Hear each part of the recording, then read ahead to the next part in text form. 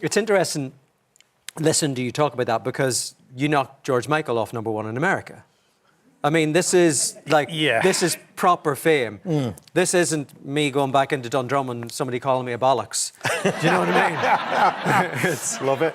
The America thing was even more baffling because Stock Aitken Waterman were big in Europe and different places, didn't really crack America. So when I went there, we were all kind of thinking, yeah, it'd be nice to go to New York for a week and see what's what, and maybe LA and all that.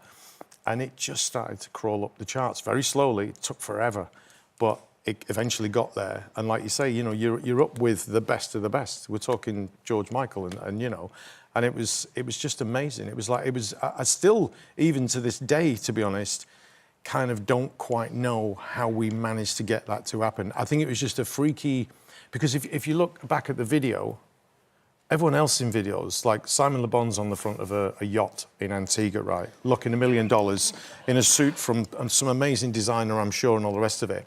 And I'm in like a T-shirt from Next and a blazer in a video, and I look about 12. You know what I mean? So I'm not sure exactly how that took America. You know what I mean? How I stormed America. Okay, what's weirder, managing to do that first time round, or stepping back from the music at 27, becoming a dad, and then at 50 again? Getting a #1 album. The #1 album thing with 50 was amazing. I called the album 50 for a laugh because I made the record in my garage without the record label at first. I was just doing it on my own for fun. It wasn't like, I didn't think anyone would release it properly. I was just doing it for fun. And I called it 50 because I thought, well, Adele's calling everything 19, 21. I thought, I'll grab that now, darling. Do you know what I mean? But also because I didn't think many people would hear it. I thought my friends, my family would. And, you know, it wasn't meant to be a release. So the whole ride of that was amazing. But I can't compare that to the Never Gonna Give You Up moment because that was just something else altogether. That was just crazy. Yeah. You didn't perform for a long time and then you ended up on stage here in Dublin. Yeah. First time, Our daughter, for the first time, because our daughter was born in '92 and I quit a couple of years after. Not because of her, but it was like a light just throbbing in the background going, what are you doing with your life? And I kept looking at her and different things in my life as well and thought, can I really keep this going? I'm not so sure. Anyway, when I got back into singing, I went out on a tiny little tour and just sang like Frank Sinatra songs. Basically, I was impersonating my dad, not even Frank Sinatra. Which he would have loved. He would have loved. And that's the first time, I'm pretty sure it's the first time, other than a friend's wedding, that's the first time our daughter would have seen me sing. Wow. Actually, you know, with a microphone in front of an audience. So it was pretty weird, actually, that it was here in a way. But yeah, it was beautiful. It was really nice. So you come back, you do that, and then there's another chapter where you end up becoming an internet sensation with Rickrolling. I know. Work that out. What is Rickrolling for people that don't know? Okay. In brief, someone sends you an email. There's a link in it. It's a video link. You click on it, and it could be like a football match. It could be, you know, some hunky guy, some beautiful woman, whatever. And then all of a sudden, at the most opportune moment in that video, 20 seconds in, Never Gonna Give You Up comes in.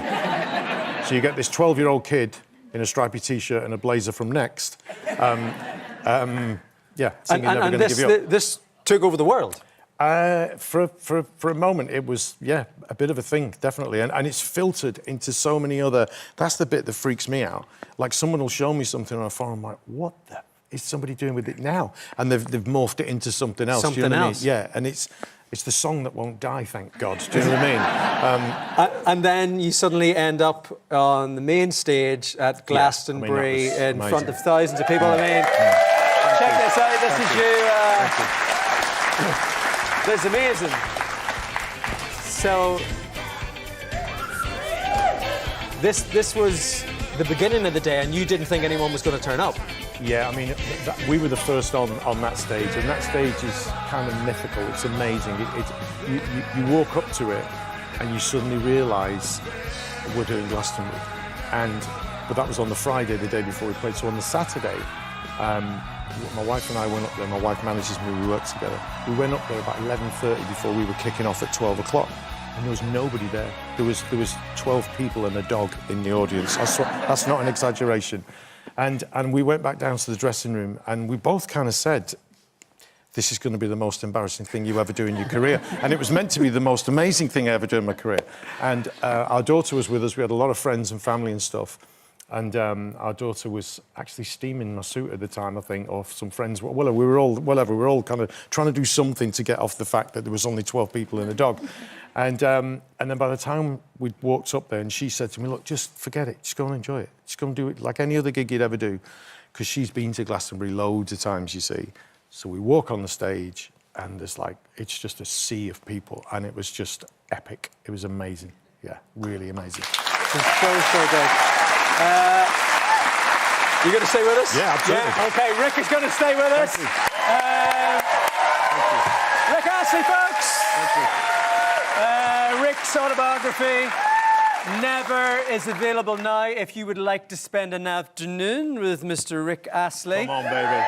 Come on. You can do that tomorrow, 2:30 at Vickers Street. Rick will be there chatting more about his life, about his book, and telling us all the stories in this that he can't say on tonight's show.